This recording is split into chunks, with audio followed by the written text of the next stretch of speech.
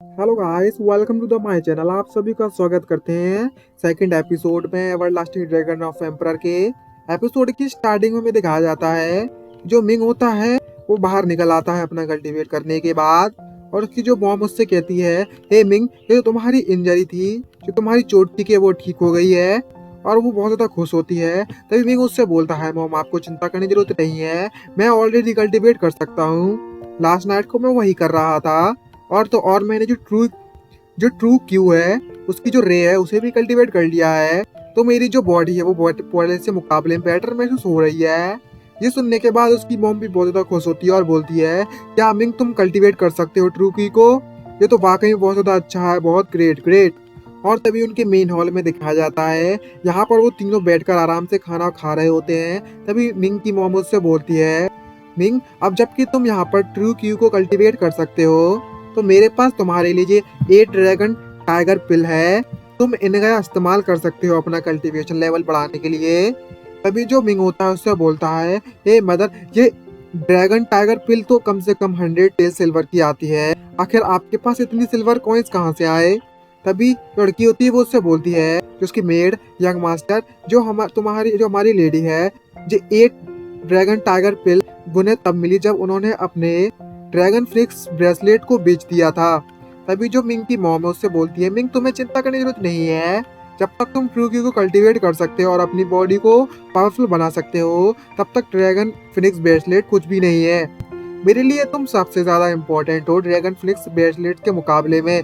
तभी जो मिंग है उस पिल को लेता है और मन में खुद से ही बोलता है कि जो ड्रैगन एंड फिनिक्स ब्रेसलेट है वो प्यार का टोकन है जो कि मेरे फादर ने मेरी मदर को दिया था। और तभी मैं अपनी मॉम से बोलता है, मॉम आपको चिंता करने की जरूरत नहीं है, मैं आपसे वादा करता हूँ कि मैं बहुत ज्यादा पावरफुल इंसान बनूंगा।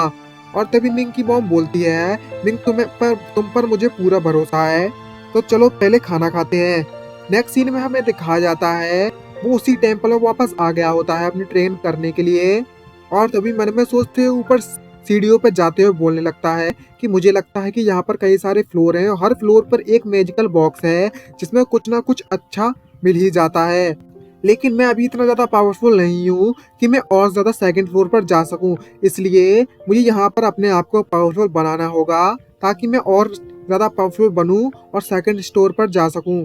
तभी हमें दिखाया जाता है जो मिंग अपना कल्टीवेट स्टार्ट कर देता है और तेजी से उन पेल्स को एब्जॉर्ब करने लगता है। और वो इतनी तेजी से उन पेल को एब्जॉर्ब करता है कि वो भी बहुत ज्यादा सरप्राइज होता है और बोलता है, मुझे विश्वास नहीं होता कि मैंने इतनी जल्दी इन पिल्स को एब्जॉर्ब कर लिया। एक नॉर्मल व्यक्ति जो कल्टीवेट करता है इन पिल को कम से कम पूरा दिन लगा लेता है, और मैंने तो बस सिर्फ कुछ ही पलों में इसे एब्जॉर्ब कर लिया, सारी की सारी ड्रैगन टाइगर पिल्स को। ये तो वाकई में बहुत ज्यादा अच्छा है। और तभी हमें दिखाया जाता है वो अपनी मार्शल आर्ट की प्रैक्टिस चालू कर देता है और उन्हीं मूव्स को फॉलो करने लगता है जो कि उस बुक में लिखे हुए होते हैं, और अपने आप को पावरफुल बना लेता है और अपना कॉन्सेंट्रेट कर कर एक अपना जो पावरफुल पंच है वो हवा में रिलीज करता है, जिसके कारण वहां पर बहुत बड़ा धमाका होता है और हमें पता चलता है कि मिम कितना ज्यादा पावरफुल हो चुका है। और इस टेक्निक का नाम था first glimpse of the dragon door for the from the beginning.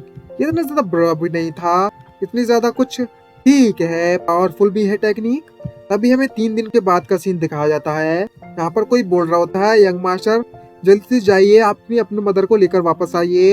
तभी जो मिंग होता है उससे पूछता है आखिर क्या हुआ।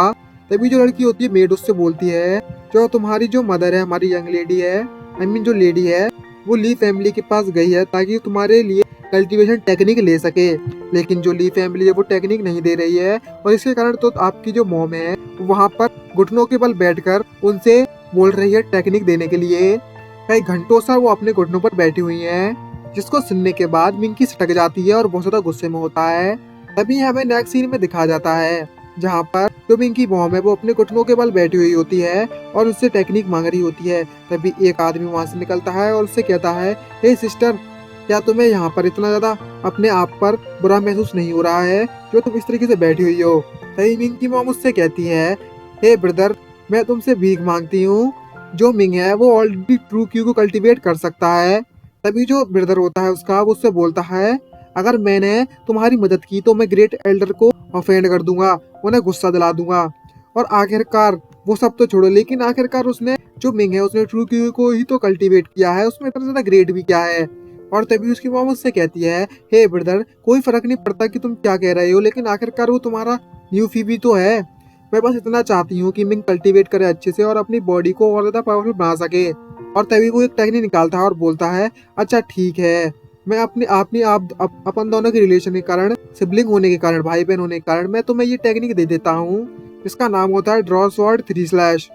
अभी हमें दिखाया जाता है मिंग वहां से भागते हुए आता है अपनी ब्रदर के पास, और जो उसका ब्रदर होता है मिंग की मॉम का, वो उस टेक्निक को जमीन पर फेंक देता है। इसको देखने के बाद मिंग की सटक गई और उससे बोलने लगता है, आपको इनसे भीख मांगने की जरूरत नहीं है मदर, चलो हमें घर पर वापस चलते हैं। और गुस्से में उनकी तरफ देखने लगता है। और तभी जो उनके सर्वेंट होते हैं वो उससे बोलते हैं, कितना ज्यादा शेमफुल बंदा है ये। तुम्हें क्या लगता है कि ट्रू क्यू को कल्टीवेट कर लिया, तुम बहुत ज्यादा बड़े जीनियस बन गए, तुम हमेशा कचड़ा थे, कचड़ा रहोगे। और हमें दिखाया जाता है मिंग अपनी मॉम को लेकर वहां से चला जाता है। और तभी मिंग की मॉम उससे कहती है, मिंग तुम बहुत ज्यादा इम्पल्सिव थे, बहुत ज्यादा जल्दी में थे, तुम्हें ये नहीं करना चाहिए। तभी मिंग अपनी मॉम से कहता है, मॉम आपको चिंता करने की जरूरत नहीं है, मैं वैसे भी पावरफुल बन जाऊंगा बिना ली फैमिली की मदद के।